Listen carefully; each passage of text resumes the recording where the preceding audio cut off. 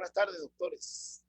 Tengan todos ustedes los que han sido convocados, han sido invitados para esta reunión, para esta ponencia. Sean bienvenidos. Quien se dirige a ustedes, el profesor Héctor Hernández, magíster en evaluación educacional, además colegiado en la región de Ancas y desempeñando en la actualidad el cargo de coordinador pedagógico de CINEP. Doctores, quiero expresarles la más profunda y cordial bienvenida a todos ustedes y decirles que hoy, una vez más, doctores, como se lo hemos estado diciendo, estamos cumpliendo con nuestra misión. Sí, doctores, queremos ayudarte a alcanzar tus sueños profesionales a través de la capacitación y actualización como la que hoy se está presentando, para la que ha sido invitada e invitado. Estamos actualizando a los doctores o los odontólogos con altos estándares de calidad. Hoy se va a abordar un tema que has estado esperando. Desde que se anunció, estás a la expectativa y lo sabemos, ¿sí? Por lo que tanto has preguntado.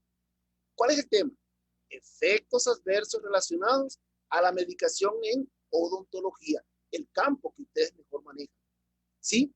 Y para esto, como les estamos garantizando acompañarlos en su sueño profesional con altos estándares de calidad, lógicamente tenemos que buscar autoridades en la materia que puedan representarlos y darle lo que ustedes necesitan.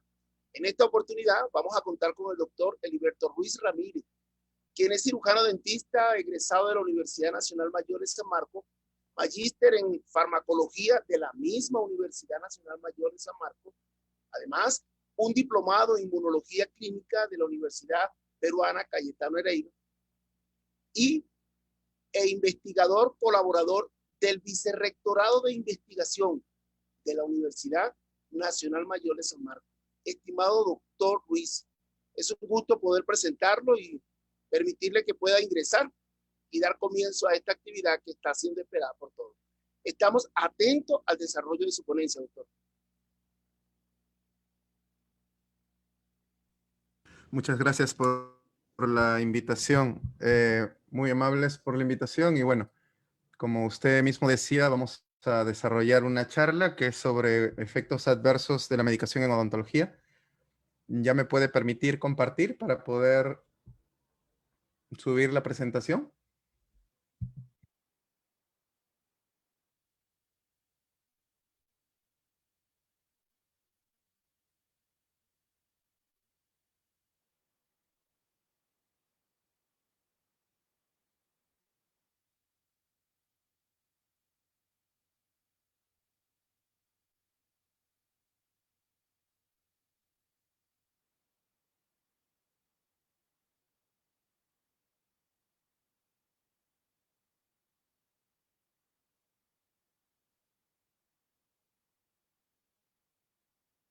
¿Me confirma, por favor, si se está viendo la presentación y se me está escuchando bien? Le agradecería mucho.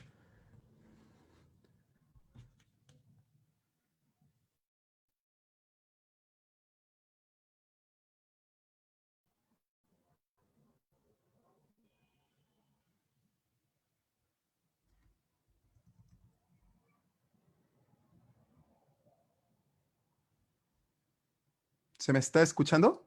¿Y se está viendo bien la presentación? Sí, amigo, todo muy bien. Ah, ya, perfecto.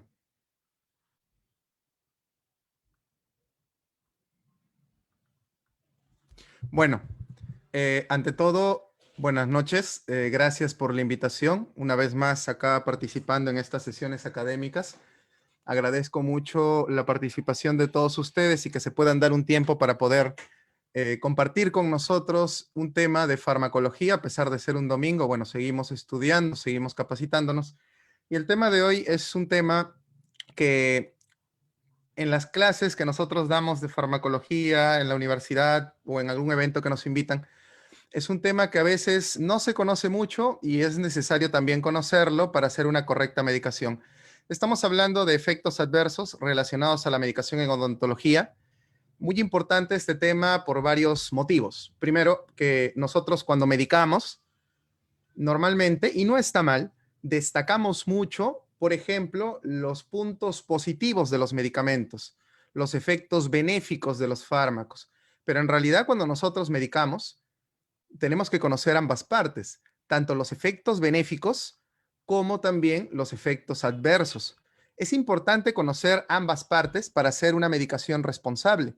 Por ejemplo, por citar un medicamento, todos conocemos al ketorolaco, que es un analgésico bastante bueno. Es más, me atrevo a decir que es uno de los analgésicos más utilizados en odontología, por no decir en más del 70% de las medicaciones que un odontólogo prescribe para el dolor. Normalmente incluimos al ketorolaco dentro de nuestras opciones terapéuticas. Y ketorolaco, por ejemplo, si destacamos lo bueno que tiene, es un excelente analgésico y muchos de ustedes se habrán dado cuenta de ello, ¿no? Muy buen analgésico.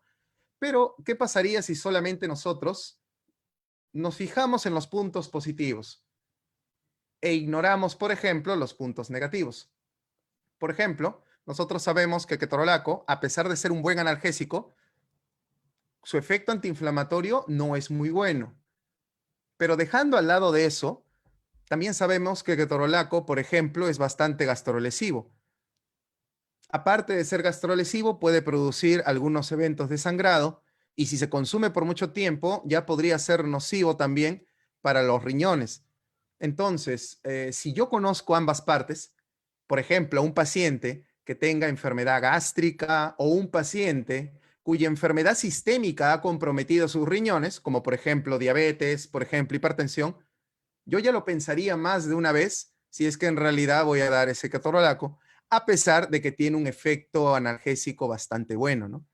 Entonces es muy importante enfocarnos en todo, no solamente conocer lo bueno de los medicamentos, sino también conocer lo malo, ¿no? Los efectos adversos que yo tengo que considerar para poder dar una medicación más responsable y precisamente de eso se trata la charla de hoy.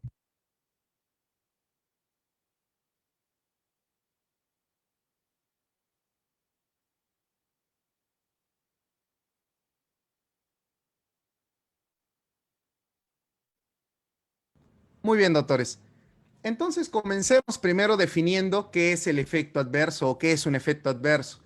Según la Organización Mundial de la Salud, el efecto adverso es cualquier reacción nociva, o sea, mala, pero no intencionada.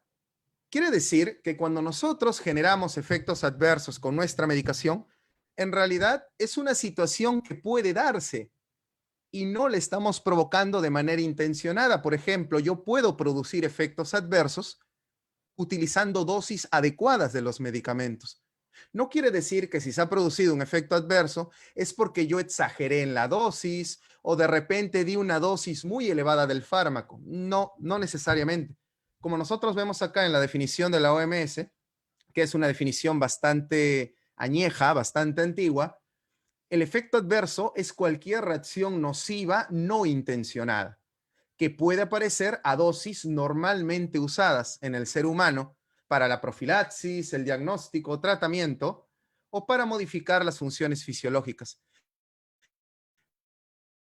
Utilizar un medicamento en la dosis correcta, en la dosis adecuada y se genera un efecto adverso.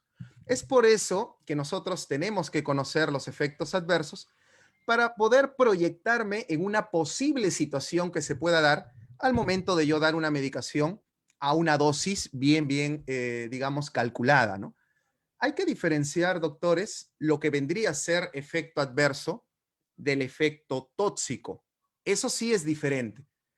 Efecto tóxico es un efecto malo, un efecto nocivo, pero cuando nosotros damos el medicamento en dosis exageradas, ahí sí nosotros podríamos decir que hay una responsabilidad del prescriptor, pero el efecto adverso es un efecto nocivo, un efecto malo, entre comillas, que se genera en dosis normalmente usadas. Entonces, hay que tener claro lo que es un efecto adverso. Muchos piensan que si se genera el efecto adverso, el prescriptor es malo. No, son situaciones que se pueden dar, ya que todo xenobiótico, todo medicamento puede causar efectos indeseados, no solamente efectos deseados. ¿Sí? Acá tenemos un resumen de los efectos adversos más comunes de los medicamentos que más utilizamos en odontología Clásicamente, los anestésicos locales, por ejemplo, son medicamentos que pueden producir muchas complicaciones, desde hipotensión, taquicardia, problemas a nivel del sistema nervioso central, como por ejemplo diplopía, que es visión doble, mareos, hasta unos, digamos, eventos de convulsiones, pero esto sí, son situaciones muy excepcionales.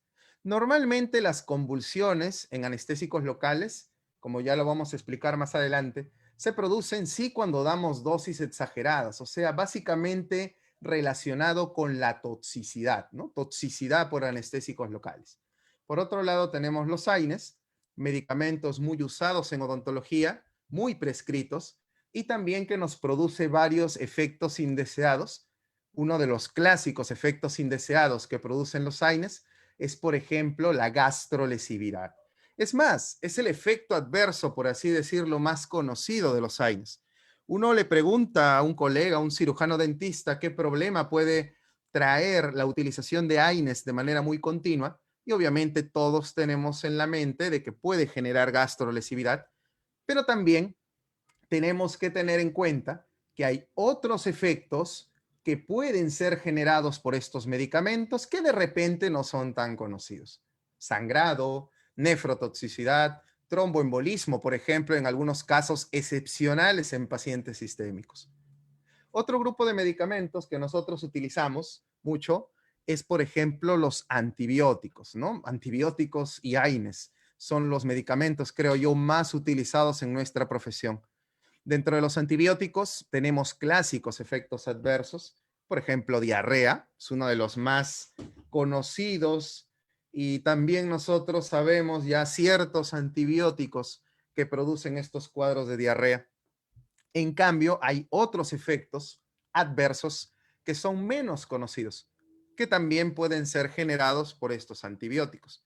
Por ejemplo, tenemos la cefalea, por ejemplo, tenemos toxicidad hepática, toxicidad renal, cuando nosotros utilizamos estos fármacos de manera muy continua. Algunos antiinflamatorios puros, por así decirlo, como por ejemplo los famosos corticoides, que también podemos utilizarlo en odontología. No hay que satanizar a los corticoides y decir, no, no hay que utilizarlos porque tienen muchos efectos indeseados. Si fuese así, no utilizaríamos ningún fármaco, porque como se ven, como pueden ver y apreciar en la diapositiva, en realidad todos los medicamentos tienen efectos adversos. Los corticoides, que son antiinflamatorios directos, antiinflamatorios puros, son medicamentos que pueden generar también varias reacciones indeseadas. Hiperglicemia, aumento de la presión. Por ahí algo muy conocido y muy mal entendido, la inmunosupresión y también el riesgo de fractura ósea que se puede presentar en ciertos pacientes cuando se consumen estos medicamentos de manera continua. Entonces, como vemos acá, doctores, en realidad los efectos adversos son múltiples, son efectos adversos, o mejor dicho, nosotros conocemos adversos de una manera muy general, pero sería bueno relacionar nuestra terapéutica al entendimiento de estos efectos. No solamente cuando nosotros damos fármacos, pensar en lo bueno que genera el fármaco, sino también pensar en lo malo que podría generar y hacer una balanza, ¿no? Una balanza de riesgo-beneficio para ver si conviene o no conviene aplicarlo a cada paciente. Probablemente ciertos fármacos, según la valoración de ustedes de riesgo-beneficio, no podríamos darlo. Por ejemplo, ciertos pacientes sistémicos. Y de repente ese mismo fármaco en un paciente sano, que no tiene ninguna enfermedad, según mi balanceo riesgo-beneficio, sí podría darlo. Entonces, no podemos, doctores, generalizar medicaciones. Siempre la medicación tiene que ser dirigida al paciente y según la patología que está teniendo, ¿no? No podemos decir, hoy día martes me toca ketorolaco, a todos les voy a dar ketorolaco, miércoles es de naproxeno y jueves es de diclofenaco. Y todo paciente que llega al consultorio le voy a dar solamente un analgésico, porque yo sé que funciona, yo sé que es buen analgésico, buen antiinflamatorio. No, la medicación tiene que valorarse según el paciente que está llegando. Si es un paciente sistémico, ¿qué enfermedad sistémica tiene? Si es un paciente que toma medicamentos, ¿qué medicación toma para que mi medicamento no genere alguna interacción peligrosa? o si es un paciente sano, bueno, valorar qué medicamento sería el más adecuado según su patología. Entonces, hay que tener en cuenta los efectos adversos, no solamente los efectos terapéuticos, ¿no? Si evaluamos ya individualmente algunos fármacos, por ejemplo, tenemos los anestésicos locales, que ya habíamos conversado a su momento, tienen efectos adversos bastante comunes, bastante conocidos, como por ejemplo hipotensión. Sabemos nosotros que los anestésicos locales pueden reducir la presión arterial y producir cuadros de hipotensión. Y cuando el paciente desarrolla hipotensión, bueno, el paciente se siente mal, siente que no tiene fuerza, siente que va a desmayarse, que va a perder la conciencia. Eso en realidad es muy común en pacientes que están presentando hipotensión. No sé si les habrá pasado cuando han hecho de repente cirugías de tercera molar retenida, en la cual se coloca varios cartuchos, en algunos casos se colocan 3, cuando el diente se complica, está en una posición complicada, y a veces el paciente como que siente malestar, el paciente lo veo pálido, y eso puede relacionarse a cuadros de hipotensión que se están generando. La taquicardia también podría ser una consecuencia bastante importante en estos pacientes que están recibiendo anestésicos locales. Normalmente taquicardia se presenta mucho con los anestésicos locales que están asociados a vasoconstrictores, por ejemplo, la epinefrina. Confusión también se puede dar. Recuerden, doctores, que los efectos adversos de los anestésicos locales no solamente son a nivel cardíaco.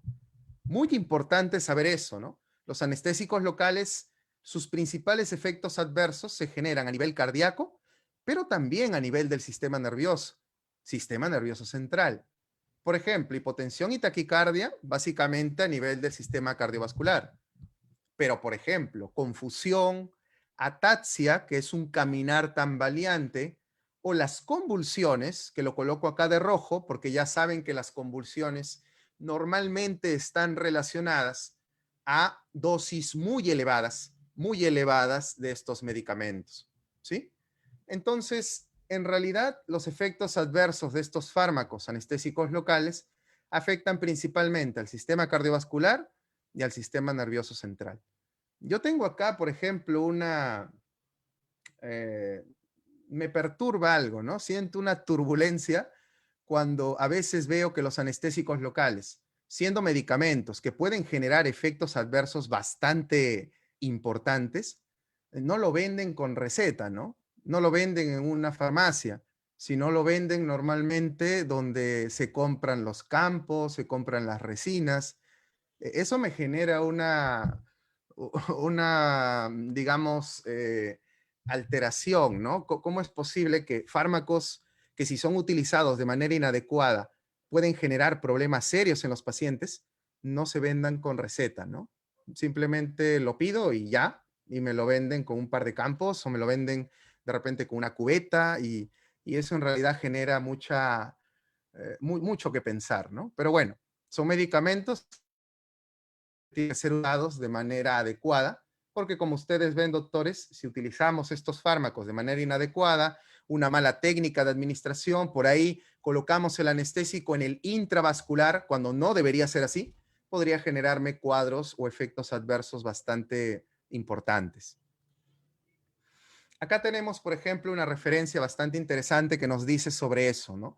Que los anestésicos locales se utilizan ampliamente en el tratamiento o en el manejo del dolor agudo y crónico, en varias especialidades, no solamente odontología, sino también en medicina, y la toxicidad que pueden generar estos fármacos básicamente incluye al sistema nervioso central y al sistema cardiovascular, ¿no? Muy importante, las principales o los principales efectos indeseados que nos puede generar estos fármacos, básicamente afectan a estos dos sistemas importantes de nuestro organismo, ¿sí? Sistema nervioso y también sistema cardiovascular.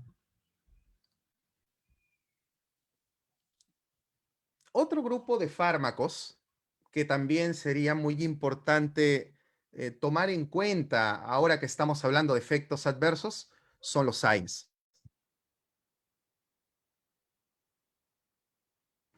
¿Por qué los AINES es muy importante tomarlo en cuenta en odontología?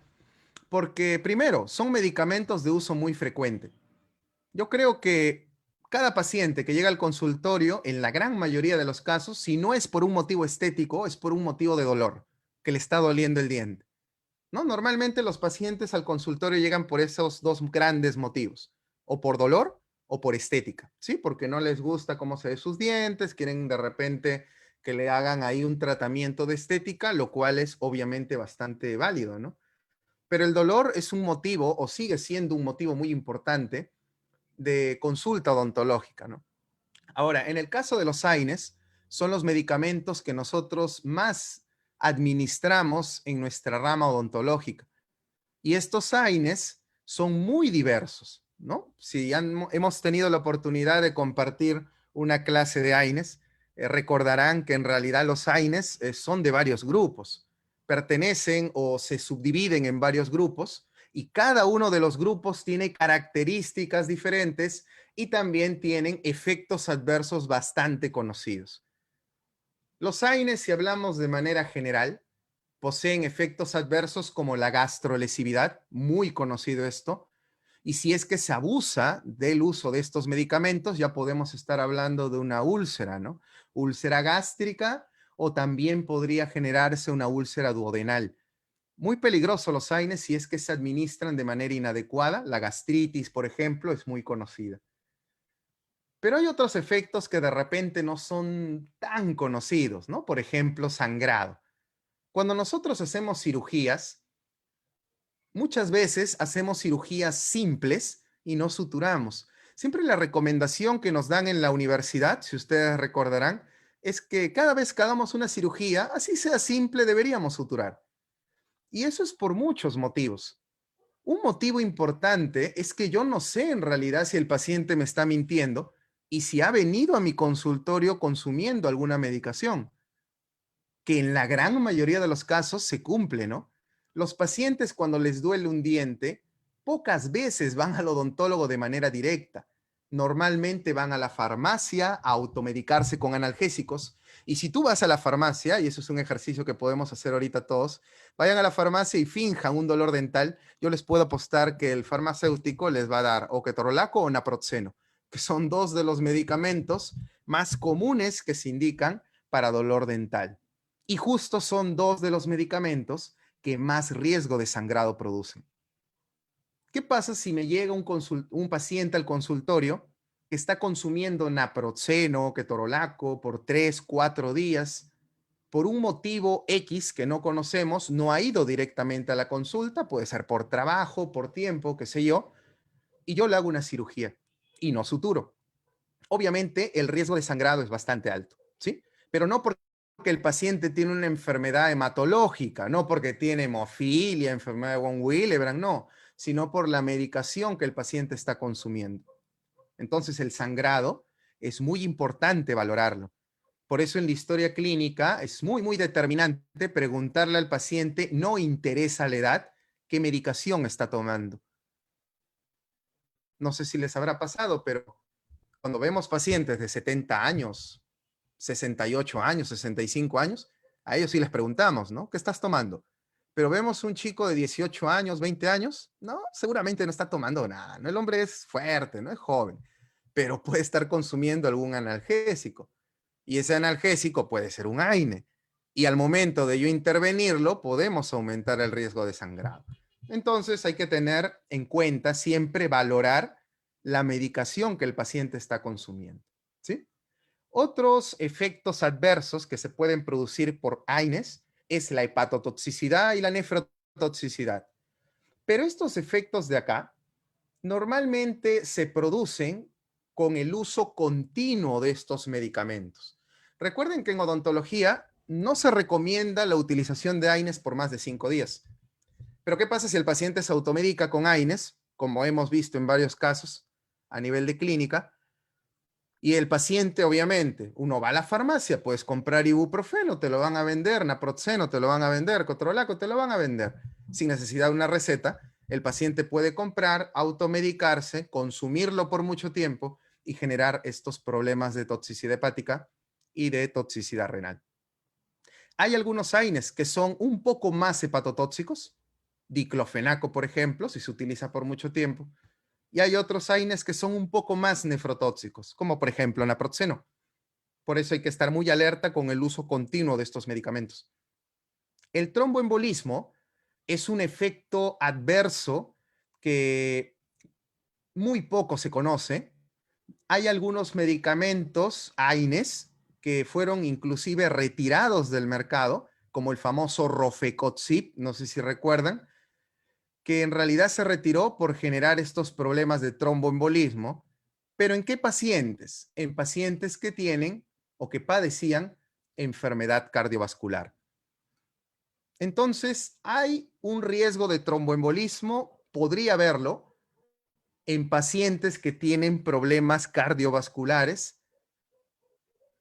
con ciertos AINES, como por ejemplo, etoricoxib, celecoxib, podría ser, pero eso en realidad depende de muchas cosas. El uso muy continuo, dosis exageradas, en un paciente con enfermedad cardiovascular no controlada. Entonces, esos factores pueden ayudar a que se desarrollen estos eventos tromboembólicos, que también tenemos que conocerlos. Entonces, como vemos, doctores, los AINES en realidad pueden producir una gran variedad de efectos adversos. Y como hemos mencionado hace un momento, los AINES se subdividen, se clasifican en varios tipos. Y según el tipo, según el grupo, puede estar un poco más dirigido a que se generen ciertos efectos adversos que estoy mencionando. Por eso es importante conocer los AINES. Es importante no solamente conocer dosis, ¿no? Como siempre comento en las clases, ¿no? A veces uno piensa que conocer farmacología es memorizar dosis. O sea, me memorizo 40, 50 dosis, ya sé fármaco. Y no necesariamente es así, ¿no? Porque cuando nos llega un paciente complejo, imagínense un hipertenso que a su vez es diabético, que aparte tiene colesterol elevado, tiene riesgo de infarto y está con múltiples fármacos, medicamentos para el tratamiento de la hipertensión, se me ocurre a mí como bisoprolol, medicamentos que son para la diabetes, hipoglicemiantes como por ejemplo metformina o glibenclamida, y medicamentos para el control del colesterol como por ejemplo atorvastatina, y aparte toma aspirina porque tiene riesgo cardíaco. O sea, llega ese paciente y ¿de qué nos sirve haber memorizado 50 dosis, 60 dosis? Si yo no sé qué medicamento escoger. Entonces, para poder tener un mejor juicio al momento de la medicación, no solamente podemos sesgarnos a que si conozco las dosis, ya sé medicar. No, no es así. Tenemos que conocer todo. Los efectos buenos, los efectos malos, adversos.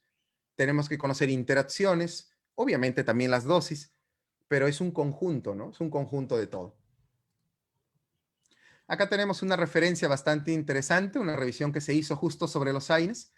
Y bueno, nos dice algo que nosotros ya sabemos, ¿no? Que los AINES o antiinflamatorios no esteroideos se encuentran entre los medicamentos más utilizados, lo que confirma su posición en la lista modelo de medicamentos esenciales de la OMS, ¿no? Están los AINES dentro de esta lista de medicamentos esenciales de la OMS, de la Organización Mundial de la Salud, y los efectos adversos de los AINES son múltiples, ¿no? Son muy diversos.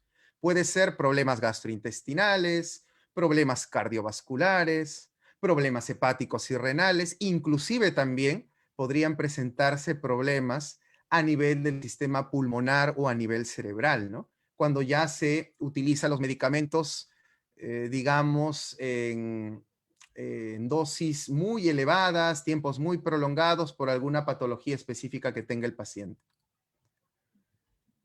Acá tenemos un resumen, un gráfico que nos resume, por ejemplo, todos los efectos adversos que pueden generar estos medicamentos, ¿no?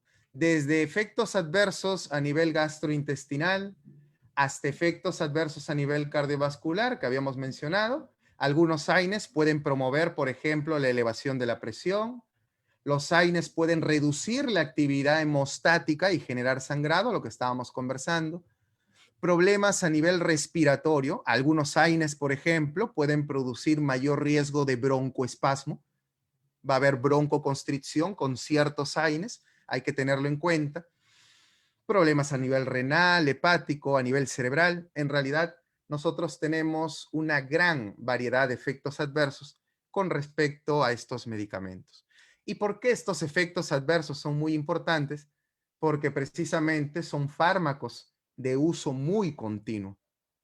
Los médicos, los odontólogos, los profesionales de la salud prescriben AINES y no suficiente con eso, los pacientes se automedican con AINES. O sea, tenemos que son medicamentos realmente muy utilizados.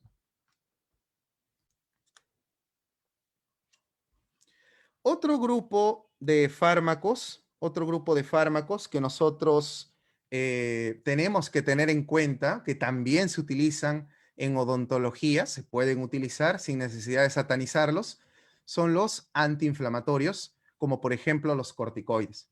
Son fármacos realmente muy buenos, muy necesarios a veces, cuando tenemos, por ejemplo, pacientes con un grado de inflamación moderado a severo. Ahí, por ejemplo, los AINES son insuficientes. Yo puedo tener un paciente con inflamación severa o moderada que está progresando a severa y darle un AINE, por más buen AINE antiinflamatorio que le dé, es insuficiente. Por eso nosotros recurrimos al uso de corticoides. Ahora, cuando nosotros hablamos de corticoides, nosotros sabemos que los corticoides tienen una gran variedad de efectos adversos. Y por eso a veces nace el comentario, ¿no? No hay que darlos en odontología porque tienen muchos efectos adversos, pero en realidad todo medicamento los tiene. Entonces los corticoides tenemos que conocerlos bien para poder medicarlo con bastante responsabilidad. Eso sí, si se puede evitar el uso de corticoides, hay que evitarlo, porque los corticoides, muy aparte de los efectos adversos, pueden modificar nuestras vías endocrinas y generar de repente por ahí algún problema de otro tipo cuando se consume los corticoides de manera continua. Por eso los corticoides en odontología se recomiendan terapias más cortas que los AINES, por ejemplo, 3 días, a lo mucho 3, 2 días, para no generar estos efectos indeseados. ¿Qué efectos adversos, por ejemplo, nosotros conocemos de corticoides? Elevación de la presión arterial es uno de los más conocidos. Por ejemplo, hidrocortisona puede elevar la presión arterial. Prednisona también podría elevarla. Hiperglicemia, el uso continuo de corticoides puede elevar la glucosa en los pacientes. Por eso hay mucho cuidado con el uso de estos medicamentos en esas dos poblaciones, en los pacientes hipertensos y también en los pacientes diabéticos, ¿sí? Hay mucho cuidado, mucho recelo al momento de administrar estos fármacos en dichas poblaciones. La gastritis también se puede generar, ¿no? La gastritis, estos medicamentos también pueden producir gastritis, de repente en una intensidad menor que los AINES, porque su uso de los corticoides se recomienda también por periodos más cortos. Pero precisamente por este problema de la gastritis no se recomienda combinar corticoides con AINES. Imagínense combinar un corticoide con un AINE, el riesgo de gastritis, ¿qué pasaría? Obviamente se elevaría mucho, pero curioso, ¿no? ¿Se combina o no se combina eso? ¿No? Hay muchas personas que dan ketorolaco con dexametasona, diclofenaco con dexametasona, pero cuando damos esas combinaciones, ¿realmente en qué pensamos? ¿En los efectos adversos o solo pensamos en los efectos antiinflamatorios, analgésicos? Pensamos en lo bueno, más no pensamos en lo malo. Por eso les menciono, ¿no? Cada vez que hagamos medicación, tenemos que pensar en ambos, en las cosas buenas, en los efectos buenos, los efectos terapéuticos y en los aspectos malos, ¿no? Por ejemplo, los efectos adversos que pueden generarse con la medicación que yo he decidido dar. Mucho cuidado con eso. La inmunosupresión y el aumento de riesgo de fractura ósea, sí, aumento de riesgo de fractura ósea, son dos efectos también muy conocidos de los corticoides, pero que normalmente se presentan, doctores, cuando nosotros administramos estos fármacos por un tiempo bastante prolongado. 1 día, 2 días, 3 días de corticoides no me va a deprimir el sistema inmunológico, ni mucho menos va a promover que mi hueso se fracture o tener osteoporosis, ¿no? Depende mucho del tiempo en el cual nosotros estamos utilizando estos medicamentos. Son medicamentos, como repito, que si yo puedo evitar su uso, lo hago. Pero si en todo caso necesito utilizarlos, utilizarlo con bastante responsabilidad. Acá tenemos un gráfico que nos resume los diversos efectos que tienen los corticoides. No solamente los efectos malos, que podemos encontrarlo en letras moraditas, sino también los efectos deseados, ¿no? Los efectos terapéuticos, que lo podemos, por ejemplo, encontrar en las letras negras, ¿sí? Entonces, los corticoides en realidad, como ustedes se dan cuenta, pueden alterar varios sistemas del cuerpo. El sistema inmunológico, por ejemplo, produciendo inmunodepresión cuando se administra por mucho tiempo. Puede alterar el sistema cardiovascular. Cuando se consume por mucho tiempo, puede producir enfermedad cardíaca o promover que el paciente desarrolle más fácilmente enfermedad cardíaca. Desórdenes psiquiátricos también se pueden producir cuando se consumen corticoides por mucho tiempo. Y esos desórdenes psiquiátricos, por ejemplo, se ve mucho en los pacientes con síndrome de Cushing. Si ustedes recuerdan que es un paciente con Cushing, es un paciente que tiene sus niveles de corticoides elevados, ¿sí? Porque esos pacientes están consumiendo los corticoides por mucho tiempo por alguna enfermedad inflamatoria que tiene, por indicación médica obviamente, y muchos pacientes pueden desarrollar ese Cushing iatrogénico, ¿no? Ese Cushing provocado por la medicación. Y ahí podemos ver, por ejemplo, desórdenes psiquiátricos en un paciente con Cushing, problemas cardiovasculares como hipertensión, problemas endocrinos como por ejemplo hiperglicemia, osteoporosis, todos los efectos indeseados de los corticoides podemos verlo en estos pacientes con síndrome de Cushing. Pero nosotros usamos los corticoides por menos días, en dosis pequeñas, en terapias cortas, básicamente, terapias cortas. Por ejemplo, una dosis única de dexametasona probablemente no aumenta el riesgo de una infección posoperatoria, que es lo que se cree mucho. A veces cuando un paciente tiene infección, dice, no podemos dar corticoides porque el corticoide reduce el sistema inmune y la infección progresa. Pero bueno, eso es cuando damos corticoides de manera muy continua, ¿no? Entonces, una única dosis de dexametasona, por ejemplo, administrada antes de una cirugía como un profiláctico, profilaxis antiinflamatoria, para una cirugía muy compleja, una tercera molar, por ejemplo, difícilmente va a aumentar el riesgo de una infección posoperatoria, ¿sí? No hay una evidencia muy sólida que nos diga que la dexametasona, también en dosis pequeñas o en tiempos cortos, nos pueda afectar la cicatrización en una sola dosis. Obviamente, el uso continuo sí puede lograr eso.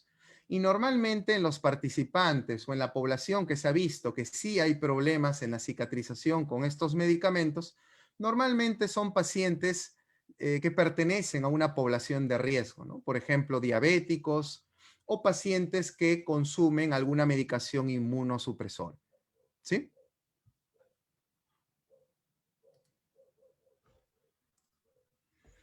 Y por último,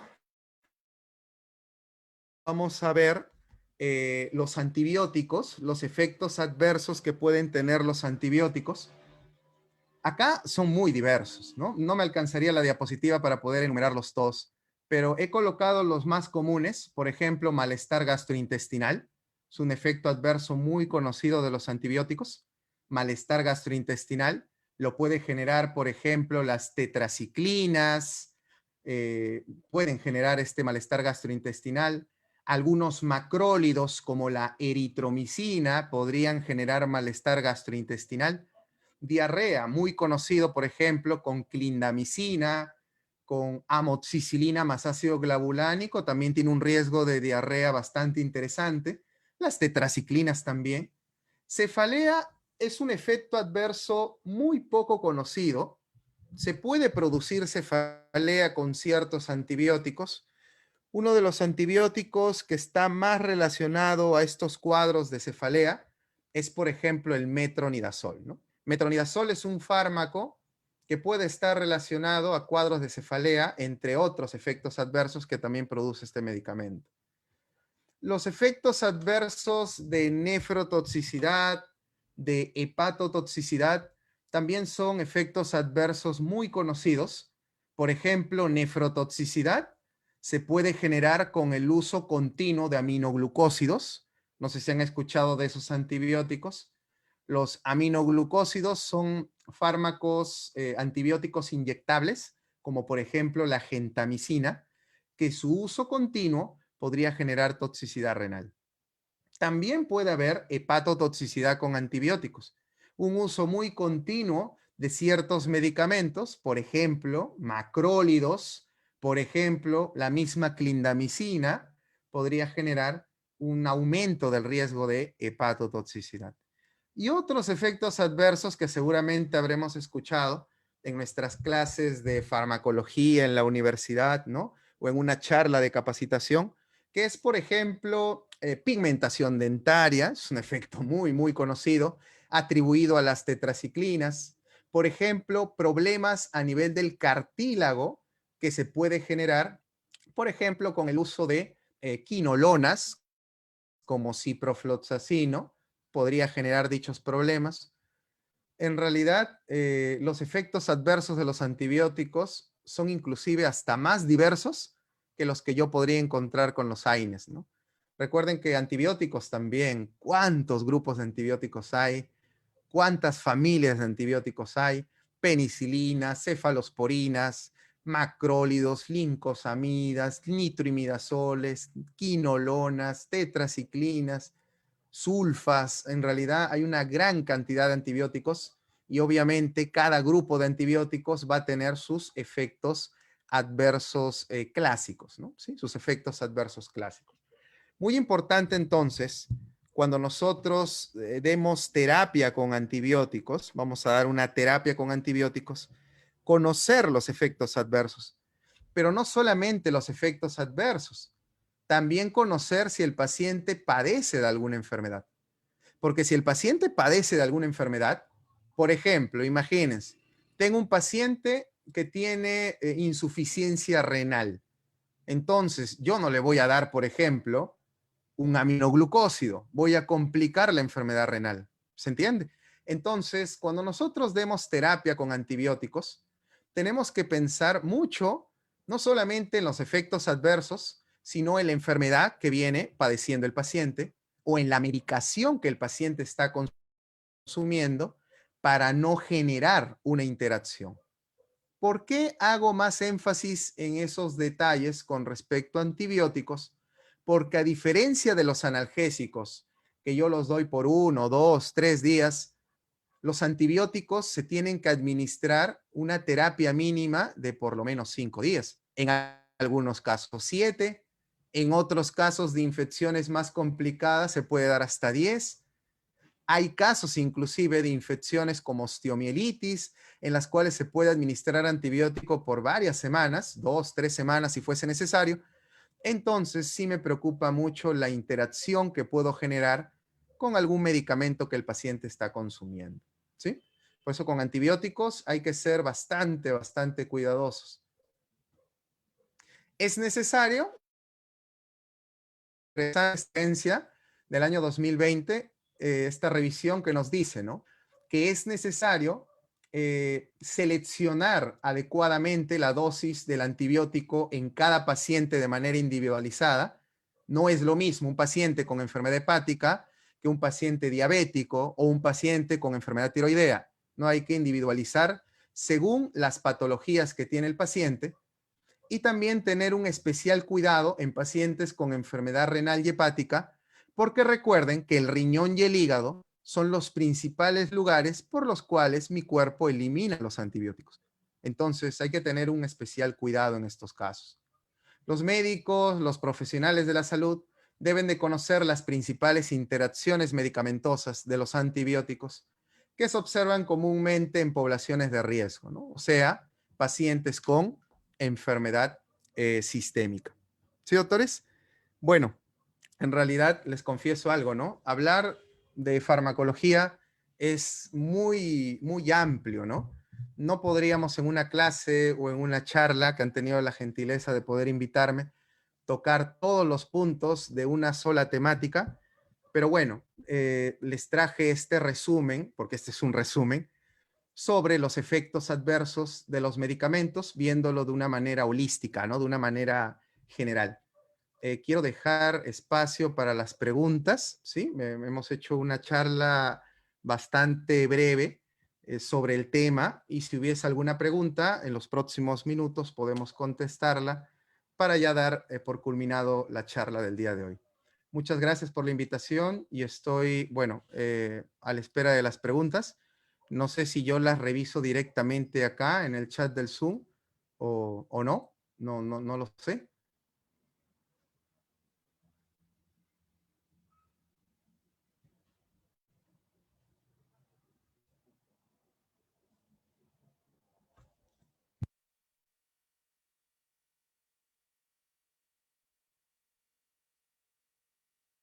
O si no hay preguntas, quiere decir que todo de la charla se ha entendido y para mí es genial y perfecto eso, ¿ah?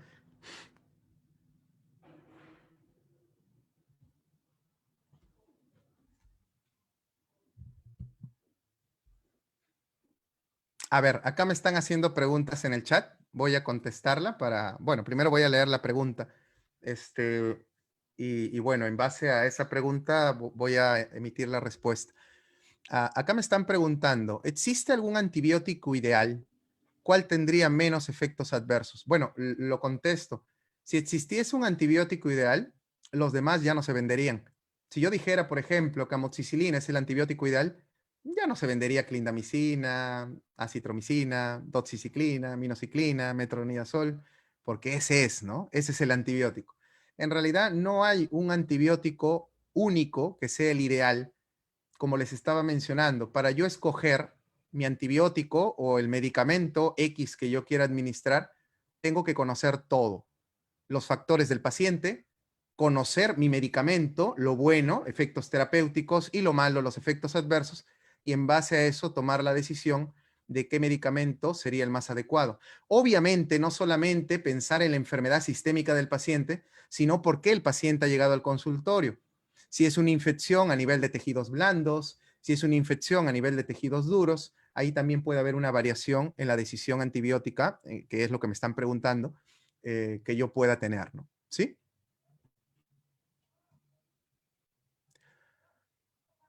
A ver, voy a seguir revisando las preguntas, ¿sí? Ah, acá me están haciendo una pregunta bastante interesante. ¿Alguna interacción importante que debemos de tener en cuenta? En realidad hay muchas. Hay muchas interacciones de medicamentos con otros fármacos que los pacientes estén tomando. Menciono algunas como para que tener una idea muy general, pero en realidad interacciones es todo un tema. Por ejemplo, normalmente en pacientes que consumen anticoagulantes, como por ejemplo warfarina, que es un anticoagulante muy utilizado en pacientes que han tenido patología cardíaca, y yo tengo que dar un analgésico, entonces los analgésicos que yo dé no pueden tener tanto efecto de sangrado. Me dejo entender, como por ejemplo ketorolaco. A un paciente que toma warfarina, darle ketorolaco es un poco complicado, ¿no? La warfarina de por sí ya genera un riesgo de sangrado, más el ketorolaco, que también tiene riesgo de sangrado, los ambos no es una muy buena idea, ¿no? No sería muy adecuado. Ese mismo paciente está con warfarina consumiendo y tengo que darle un antibiótico, tratar de usar antibióticos que no sean, por ejemplo, inhibidores enzimáticos, o sea, que inhiban el metabolismo del medicamento, de la warfarina. Por ejemplo, eritromicina no sería una muy buena opción en pacientes que consumen warfarina, ¿no? La eritromicina, al darlo en pacientes que toman warfarina, genero también un mayor riesgo de sangrado, ¿no? También se genera. Entonces, hablar de interacciones es muy amplio, ¿no? Hay muchas interacciones según la enfermedad y la medicación que el paciente tome, ¿no? Hay muchas enfermedades también, ¿no? Por eso es importante conocerlo. Poco a poco lo vamos estudiando, pero sí, hay que tener en cuenta también las interacciones medicamentosas, ¿no? Voy a seguir viendo.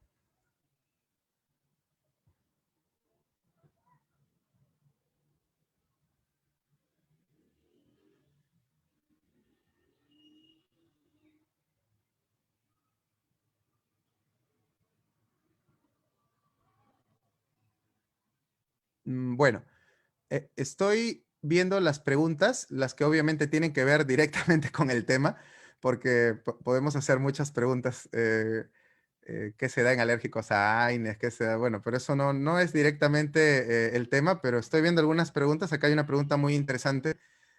Anestésico local, los anestésicos locales pueden producir síncope. ¿A qué se debe? Bueno, en realidad el síncope, que es conocido como la pérdida de la conciencia, o sea, el paciente cae al piso, pierde la conciencia, por anestésicos locales se puede producir, sí. ¿Eso por qué? Lo explico de manera bastante breve. Cuando uno administra anestesia local, ustedes saben que los anestésicos locales producen hipotensión, o sea, te reducen la presión. Si tu presión baja, no hay una correcta irrigación a tu encéfalo. Peor todavía cuando estás de pie, porque por la gravedad la sangre no va a ascender hacia el encéfalo, no va a subir. Eso sumado a que el corazón está latiendo con menos fuerza y menos presión de bombeo, va a hacer de que no llegue una correcta irrigación al encéfalo, lo cual desata muchos mecanismos. Por ejemplo, el desmayo, la pérdida de la conciencia, es un mecanismo protector. El paciente está en el piso, ¿y cuál es el objetivo de que esté en el piso? De que al momento de estar en el piso, la cabeza, los pies y todo su cuerpo están en el mismo plano. Entonces, la llegada de sangre al encéfalo va a ser más fácil. Si a eso nosotros lo colocamos al paciente en Trendelenburg, mejor todavía, porque promovemos a que llegue una mejor irrigación a nivel encefálico y una pronta recuperación del paciente. ¿Sí? Muy bien. A ver, voy a seguir viendo alguna otra pregunta. Se me está escuchando bien, ¿cierto? ¿Sí? De repente estoy hablando y hablando y no, y no se me está escuchando correctamente. A ver, ahí me confirman en el chat si se está escuchando las respuestas a las preguntas que están teniendo de manera adecuada. Yo por mientras voy a seguir revisando las preguntas. A ver.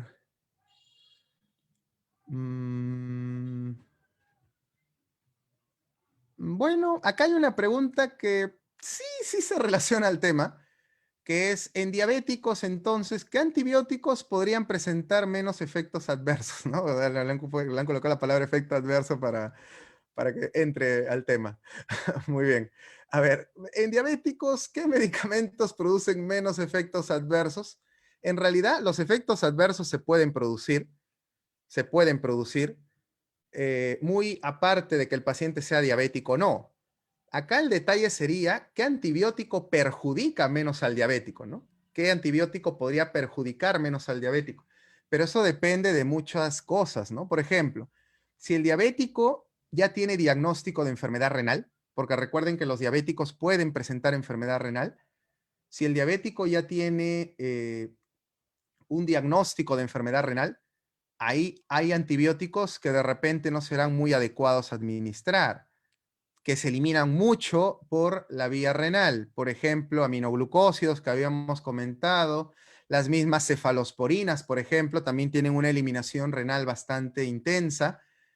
Pero, ¿qué pasa si es un diabético controlado que todavía no tiene enfermedad renal? Puedo dar tranquilamente penicilina, cefalosporinas, no hay ningún problema. Normalmente también hay que tener en cuenta, doctores, que se escoge, ¿no? De preferencia utilizar bactericidas más que bacteriostáticos. Porque recuerden que en un diabético la actividad inmunológica está deprimida, entonces es mejor atacar a las bacterias en infecciones con bactericidas, ¿no? Por ejemplo, penicilinas, cefalosporinas. Entonces, eso también tendríamos que tener en cuenta antes de medicar a un paciente diabético, por ejemplo, al momento de querer darle o administrarle un antibiótico. ¿Sí? Espero que haya quedado clara la respuesta. Uh, a ver, vamos a ver.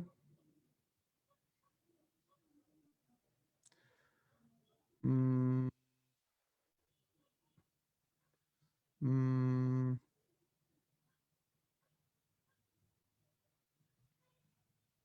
ya, esta pregunta también se relaciona a lo que estamos nosotros viendo. En un paciente, por ejemplo, epiléptico, ¿qué medicamento se podría considerar, no? Bueno, normalmente los pacientes con epilepsia son pacientes que ya están controlados, tienen una medicación específica. son pacientes que desarrollan su cuadro epiléptico, su crisis, por algún desencadenante, puede ser un desencadenante emotivo o de repente un estímulo muy intenso. Por ejemplo, una recomendación en epilépticos es la lámpara de luz en el consultorio, no colocarla directamente en la cara, ¿no? A veces prendemos la luz de la lámpara y nos deslumbra, ¿no?, los ojos. En un epiléptico eso podría ser complicado. Dentro de los analgésicos no hay muchas restricciones en el uso de fármacos en epilépticos. En antibióticos, por ahí pueden haber algunos. Por ejemplo, hay ciertos antibióticos que pueden producir toxicidad a nivel del sistema nervioso central, como metronidazol, por ejemplo, y digamos que no sería muy recomendado en un paciente con epilepsia, ¿no? Entonces, si lo vemos desde ese punto, en analgésicos y antibióticos, con analgésicos no hay tanta interacción o tanto problema, pero con antibióticos sí podría haber alguna que otra salvedad, tomando en cuenta que hay antibióticos que pueden producir toxicidad del sistema nervioso central. ¿Sí?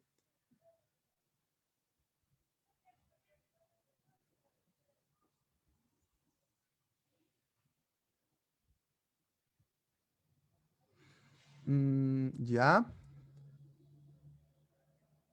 Bueno, acá hay una pregunta que también se podría relacionar a la charla que hemos dictado, que es si el paciente le han realizado, le van a realizar una exodoncia y sangra mucho, sería bueno saber el motivo del sangrado, ¿no? Siempre hay un motivo.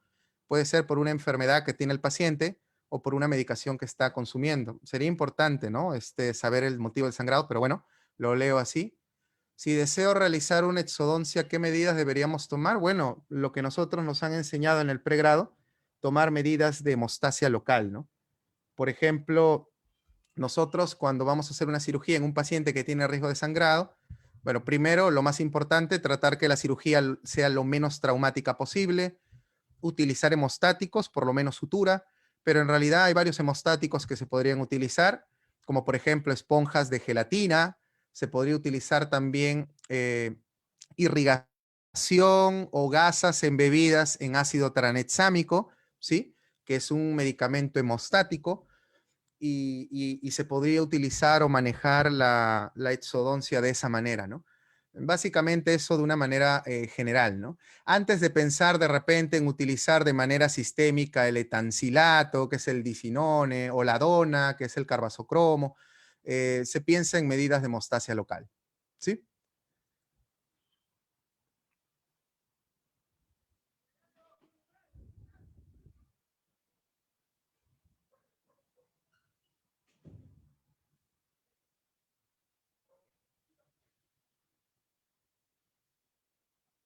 A ver, acá hay una pregunta y bueno, también se relaciona con el tema, la estoy leyendo.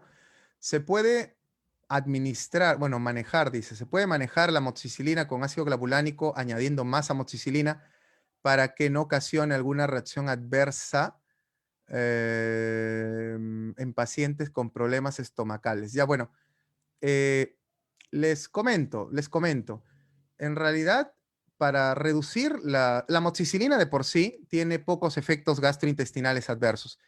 La moxi con ácido clavulánico sí tiene un poquito más. Por ejemplo, su riesgo de diarrea es un poco más alto. Si yo quiero reducir ello, si yo quiero reducir la gastritis o el riesgo de diarrea que me puede generar un medicamento, un antibiótico, puedo administrar en el caso de la moxicilina con alimentos. ¿Por qué digo en el caso de la moxicilina? Porque hay antibióticos que no es recomendable dar con alimentos y hay antibióticos que puedo darlos con alimentos, no hay ningún problema. En el caso de la moxicilina no hay ningún problema, es el ejemplo que me están planteando acá en la pregunta. Ahora, ¿puedo agregar más amoxicilina? Bueno, en realidad, doctores, nosotros podemos dar amoxicilina hasta 1 gramo cada 8 o cada 6 horas, eso es la dosis máxima. Siempre nos metemos en la mente, ¿no? Introducimos en nuestra mente que la amoxicilina se da de 500 miligramos cada 8 horas en todo paciente, pero será lo mismo en un paciente de 60 kilos que en un paciente de 70 o un paciente de 90 kilos. Obviamente no, ¿no? Entonces, se puede manejar dosis de 500 miligramos hasta 1 gramo cada 8 o cada 6 horas en algunos casos de infecciones que se complican un poco más, ¿no? Pero sí, se puede aumentar más la dosis siempre y cuando no me pase de la dosis máxima, que es 1 gramo por toma. Es más, hay marcas de amoxicilina que contienen 1 gramo de amoxicilina. Amoval es una de las marcas que contiene, por ejemplo, 1 gramo de amoxicilina y se puede administrar cada 8 o cada 6 horas si el caso lo demanda, ¿no?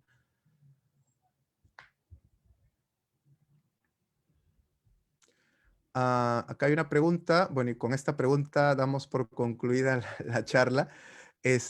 Doctor, buenas noches. Una pregunta, ¿qué pasaría si tomo 2 antibióticos seguidos? Bueno, uno, la bacteria se muere si la estamos dando para una infección y el riesgo de efectos adversos, sí, se incrementa según qué antibióticos demos, ¿no? Por ejemplo, ¿en qué caso se administran 2 antibióticos a la par? Me imagino que es la pregunta del doctor, en infecciones moderadas a febriles. Yo tengo una infección moderada, o sea, el rostro del paciente está tumefacto, pero no hay fiebre, y yo puedo administrar 2 antibióticos por vía oral. Se puede dar, no hay ningún problema, pero hay que saber escoger cuál doy, ¿no? Porque si yo escojo, por ejemplo, se me ocurre a mí, voy a dar clindamicina con doxiciclina. El paciente va a tener una diarrea intensa, ¿no? Y es más, clinda con doxiciclina, asociándolos, no me da ningún beneficio terapéutico. La idea es combinar 2 medicamentos, 2 antibióticos que me den un beneficio terapéutico y que a su vez los efectos adversos no se sumen. En el caso de clindamicina con doxiciclina, por ejemplo, que les estaba mencionando, clindamicina tiene un riesgo de diarrea elevado, doxiciclina también, entonces ahí se están sumando los efectos de diarrea, los efectos adversos de diarrea. Entonces, la estrategia es combinar 2 antibióticos que me den un beneficio terapéutico y al mismo tiempo no se sumen sus efectos adversos. Por ejemplo, una combinación muy usada es amoxicilina con metronidazol, es muy buena, se maneja mucho las infecciones moderadas a febriles con la combinación de esos medicamentos.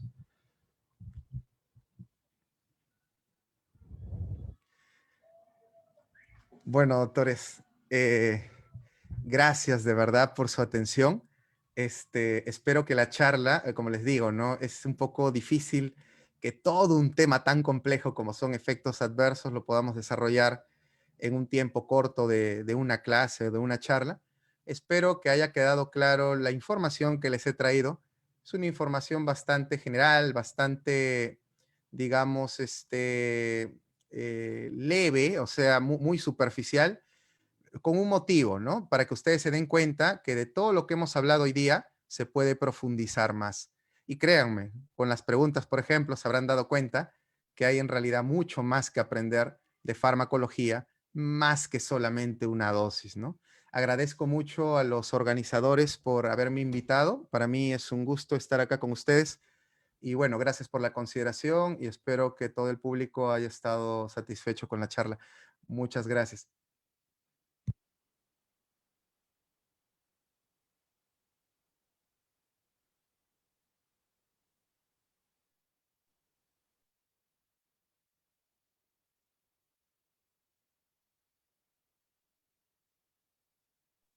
No se le escucha, no se le escucha.